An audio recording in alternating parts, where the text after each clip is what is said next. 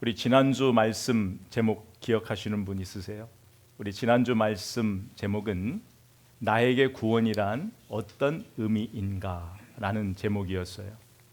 여러분, 이 구원이라는 것은 하나님께 나를 인도하기 위한 하나님의 가장 완벽한 계획이고 하나님의 뜻이라고 했습니다. 여러분이 예수를 믿고 여러분이 예수님을 통하여 구원받았다라는 것은 이제는 내 남은 인생을 어떻게 살겠습니다라는 것에 분명한 확신을 가지고 있는 사람들이에요. 그런데요, 우리가 그렇게 다름질하고 그렇게 뛰어가고 있는 우리 그 삶의 방향을 때로는 멈추게 하는 게 있어요. 바로 고난이라는 거예요. 고난의 목적은 오히려 우리가 가고자 하는 길을 더욱 확실하게 해주는 시간이란 말이에요. 그런데요, 저를 포함한 많은 사람들이 이 고난의 장애물 앞에, 이 고난의 장벽 앞에 그것을 뛰어넘지 못하고 쓰러지고 넘어지는 경우가 허다하다 이 말이에요. 그러면 왜 그럴까? 여러분, 이 고난이라는 것은요, 우리가 쉽게 정의할 수가 없어요. 고난이라는 것은 저마다 안고 있는 문제가 달라요. 저마다 크기가 달라요. 같은 크기라도 이 타격감이 다르기 때문에 우리가 쉽게 고난을 논할 수가 없어요. 하지만 분명한 것은 우리가 고난을 어떻게 이해하느냐에 따라서 우리의 삶의 태도가 달라진다라는 거예요. 여러분, 욥이 하나님께서 욥에게 고난을 던지셨잖아요. 허락하셨단 말이에요. 그랬을 때 욥이 처음에 어떻게 반응해요? 주신 자도 하나님이십니다. 거두어 가신 이도 하나님이십니다. 이 담대한 신앙을 고백해요. 그런데 이 고난의 강도와 시간이 길어지자 욥이 자신의 인생을 원망해요. 그러면서 그 원망과 갈등의 시간을 지나오면서 욥이 하나님에 대한 생각을 다시 하게 돼요. 원망의 시간에, 갈등의 시간에, 다시 말하면 그 고난의 시간을 지나면서 욥이 하나님에 대한 새로운 눈을 뜨게 되는 거예요.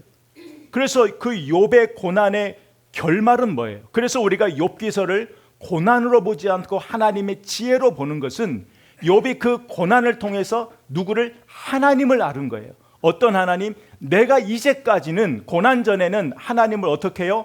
귀로만 들은 거예요. 그런데 그 고난을 통과하면서 하나님을 이제는 내가 눈으로 보았습니다라는 그 신앙의 고백을 하는 거예요. 여러분, 그것을 하나님의 입장에서 욥의 고난을 바라보면 하나님의 입장에서는 욥에게, 그 평범한 삶을 살아가는 그 욥에게 고난을 던지신 거예요. 고난을 던지셔서 욥에게 어떤 고백? 하나님이 진짜 누구신가? 내가 이제까지는 하나님을 귀로만 들었는데 이제야 비로소 내가 하나님이 누구신지를 보았습니다. 하나님이 누구신지를 배웠습니다. 이 고백을 누가? 하나님이 듣고 싶으셔서 만들어 놓으신 하나님의 계획 수단이었다라는 거예요. 여러분, 노아를 한번 볼까요? 우리 지난 시간에 노아를 잠깐 봤지만 노아에게 하나님께서 물로 심판하신다라는 거예요. 근데 물로 심판하신다라는 것은 이 말씀을 듣고 돌아오는 자에게는 구원하시겠다라는 거예요. 그런데 이 시간이 길어지자 조롱했어요. 그 긴 시간 하나님의 말씀에 순종하면서 세상의 조롱소리와 세상의 유혹을 견디었단 말이에요. 노아에게 있어서는 그 고난이라는 시간이 뭐냐면 아직 이루어지지 않는 그 하나님의 말씀에 나의 삶을 들여버리는 것이 고난의 시간이었다라는 거예요. 바울은 고난이라는 그 가치를 장차 자기가 받을 영광과 비교할 수 없다라고 이야기한 거예요. 그런데 이 고백을 가기까지의 어떤 과정이 있었는가를 주목해야 돼요. 고린도후서 우리 12장 7절 말씀에 보면 바울이 우리가 잘 아는 대로 육체의 가시, 그 육체의 가시가 바울을 힘들게 했어요. 삶을 불편하게 했어요. 그래서 바울이 이 문제를 가지고 결정적으로 하나님께 3번을 간구하는 거예요. 이것을 거두어 달라는 거예요. 간절하게 구했는데 허락해 주지 않았어요. 그러면서 그 기도를 올린 바울에게 뭐라고 말씀하세요? 은혜가 네게 족하다라는 거예요.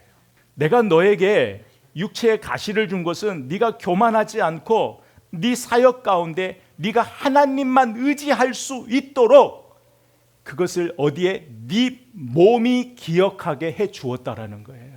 그러니까 이것을 사람의 눈으로 보면 그것이 재앙 같고 고난 같지만 결국은 그것이 나를 위한 은혜인 것을 바울이 받아들여 버리니까 바울이 뭐라고 해요? 어떤 상황에서도 기뻐해 버리는 거예요. 기뻐했다라는 건 뭐예요? 그 고난을 하나님의 뜻으로 내가 받아들였다라는 거예요.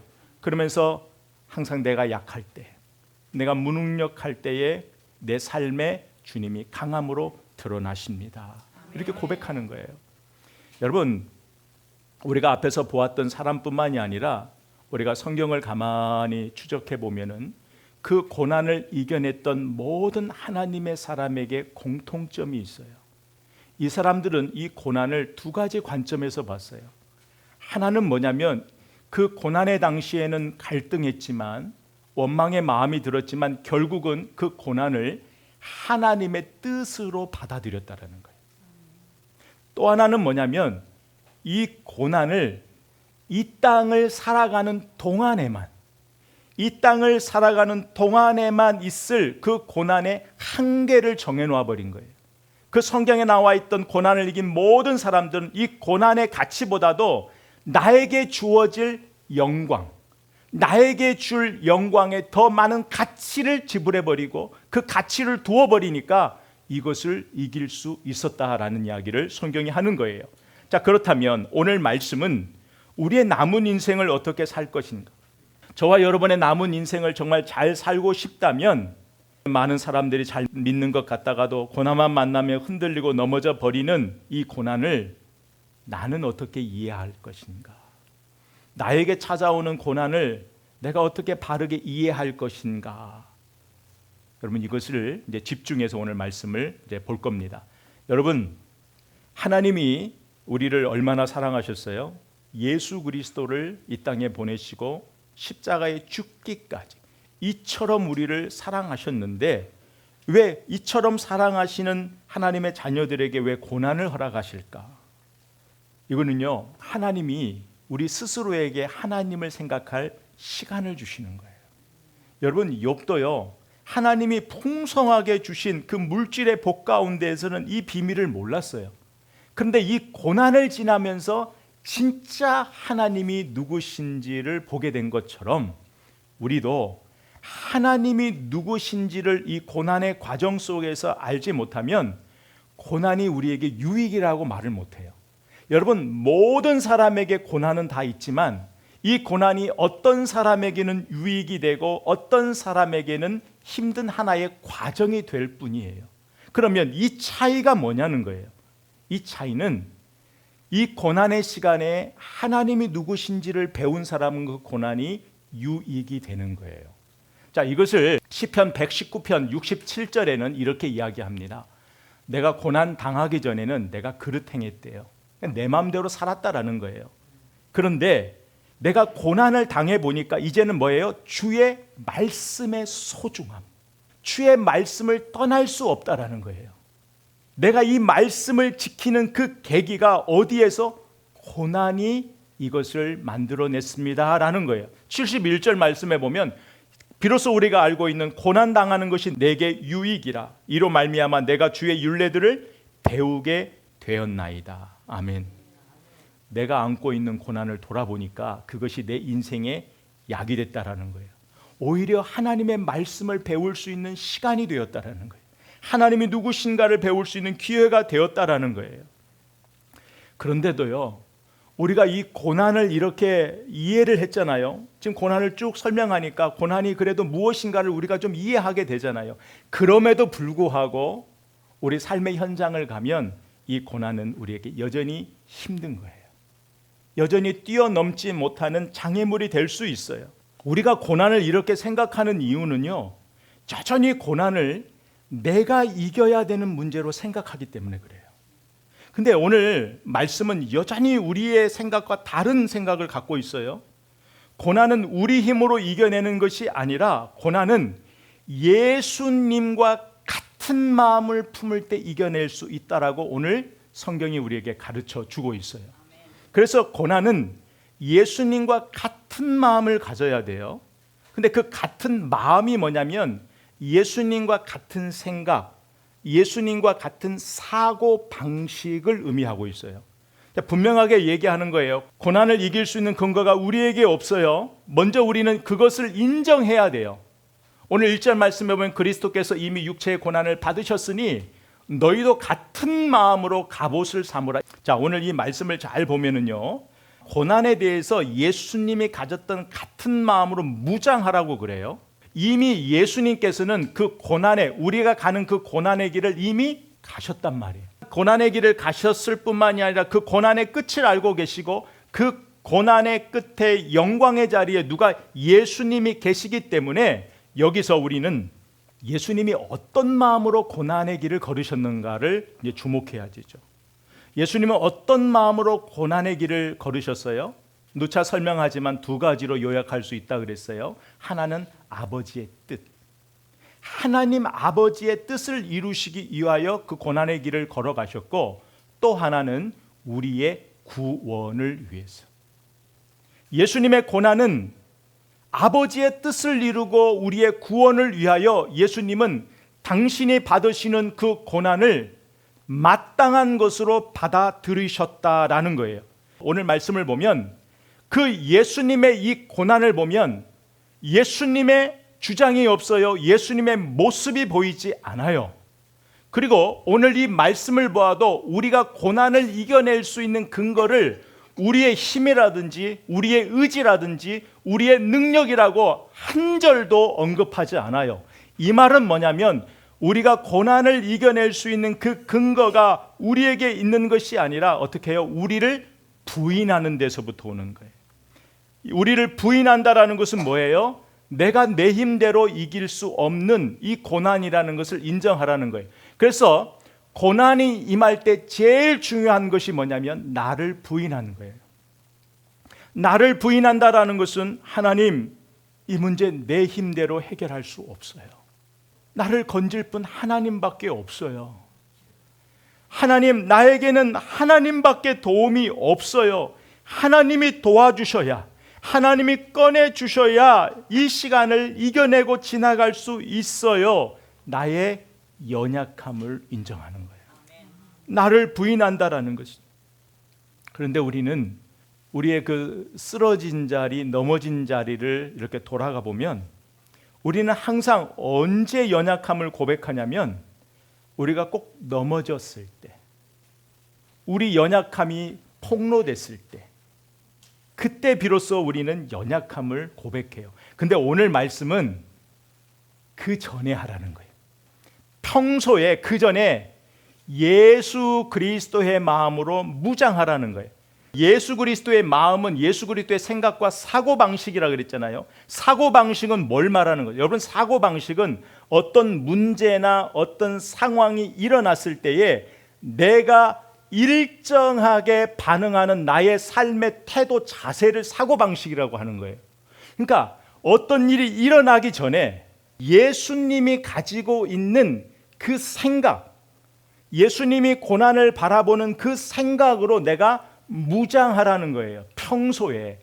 여러분, 전쟁터를 나갈 때에 갑옷을 언제 입어요? 나가기 전에 입어요. 전쟁터에서 입는 것은 위험한 거예요. 전쟁 나가기 전에 갑옷을 입잖아요. 그런 것처럼 우리 인생에 내일, 다가오는 내일의 시간의 인생 가운데 어떤 고난이, 그 고난의 크기, 우리가 가늠할 수 없단 말이에요. 우리가 할 수 있는 것은 그 고난이 오기 전에 예수 그리스도의 그 마음, 생각, 사고 방식으로 갑옷을 입으라는, 무장하라는 거예요. 이건 뭐예요? 미리 준비하라는 거예요. 그러니까 고난은 미리 준비하는 거예요. 예수 그리스도의 마음으로. 여러분, 제가 오래전에 맥스 루카도라는 사람이 쓴 예수님처럼이라는 책을 읽었는데요.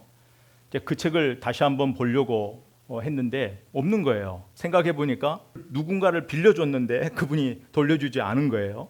그런데 제가 그 책에 아주 오래전에 읽었는데요.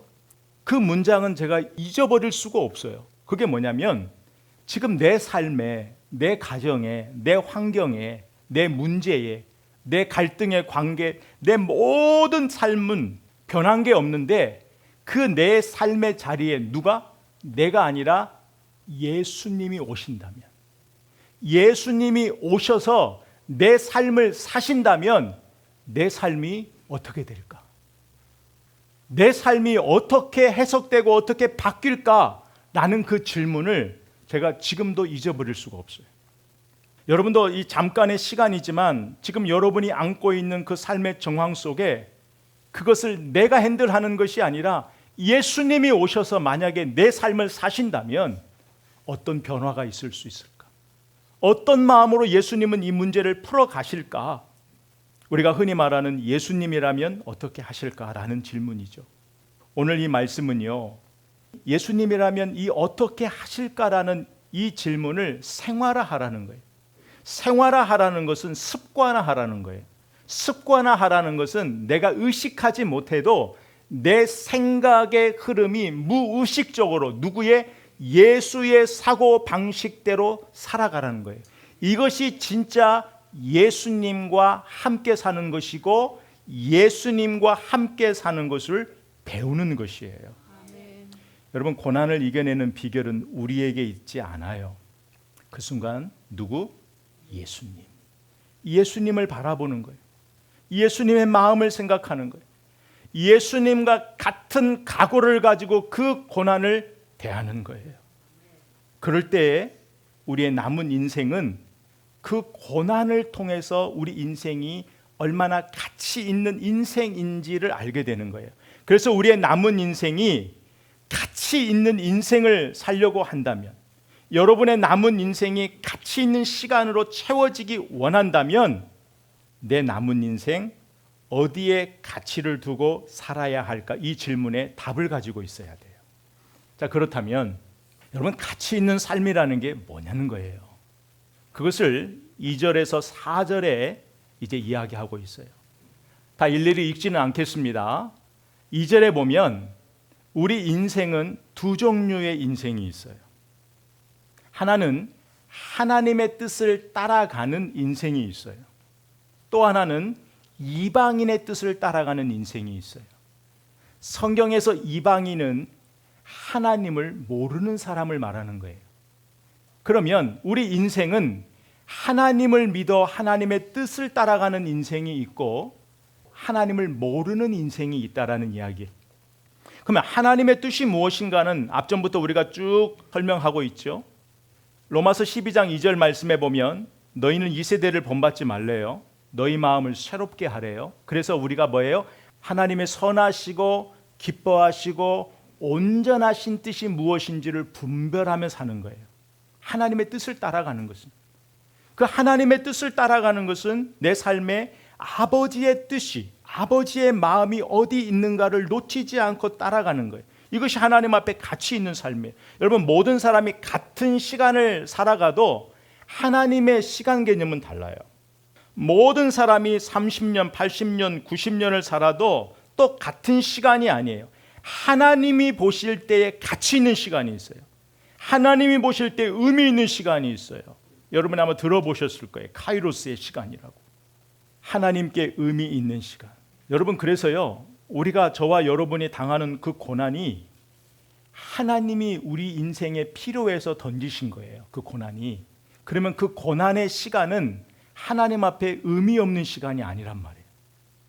하나님이 작정하시고 우리 인생 가운데 허락하신 모든 일들은 의미 없는 시간이 아니에요. 그래서 베드로는요, 우리에게요, 이제는 우리가 이방인의 뜻을 따라가는 사람이 아니래요.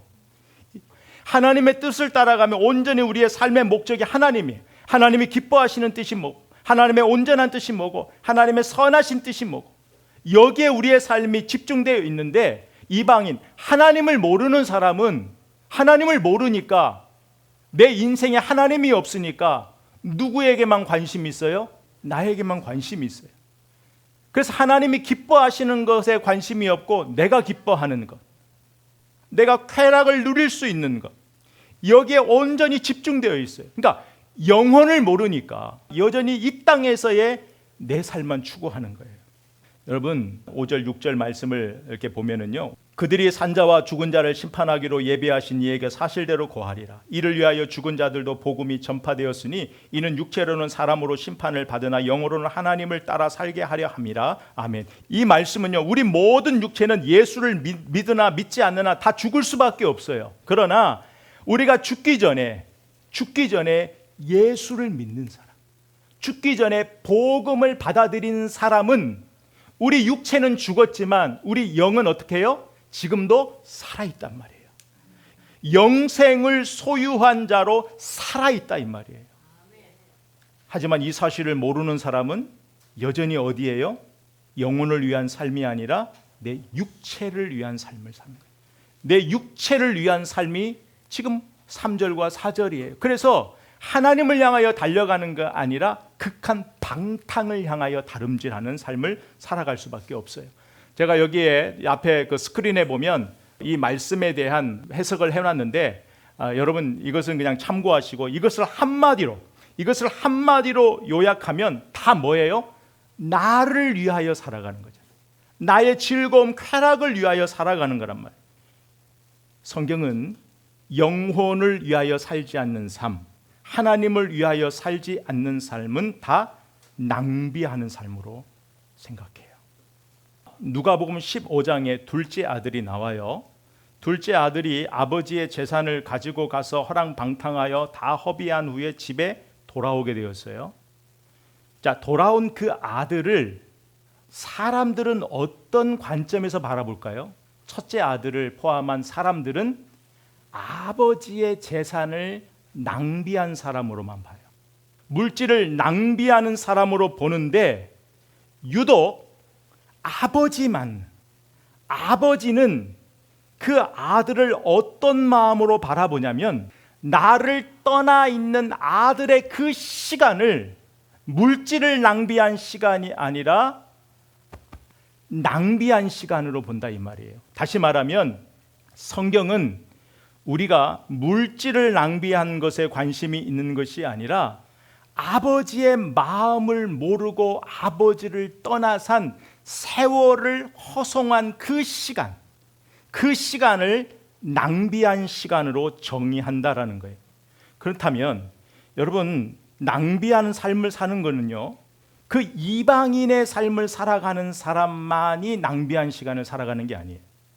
하나님을 모르는 사람만 낭비하는 시간을 살아가는 것이 아니라 하나님을 믿지만 하나님이 나에게 고난을 주셨을 때에 그 고난 속에서 누구를?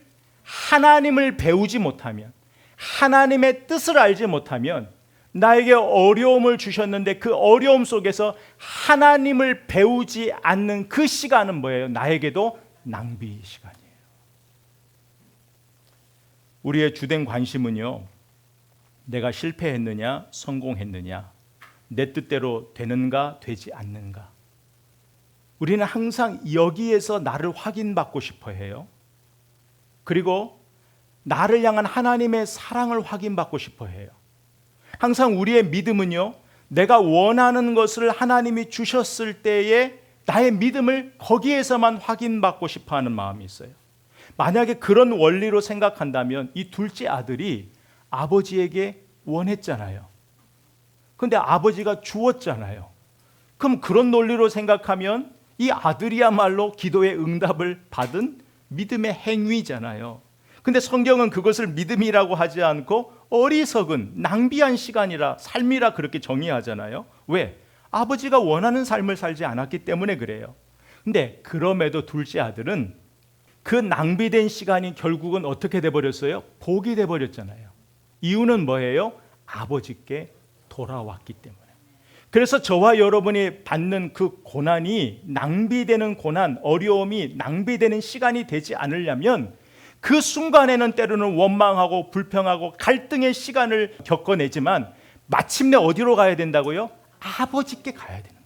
하나님께 가야 이 고난이 결국은 뭐예요? 합력하여 선을 이루어내는, 그것이 나에게 유익, 복이 된다라는 거예요. 근데 둘째 아들이 언제 아버지를 생각했어요?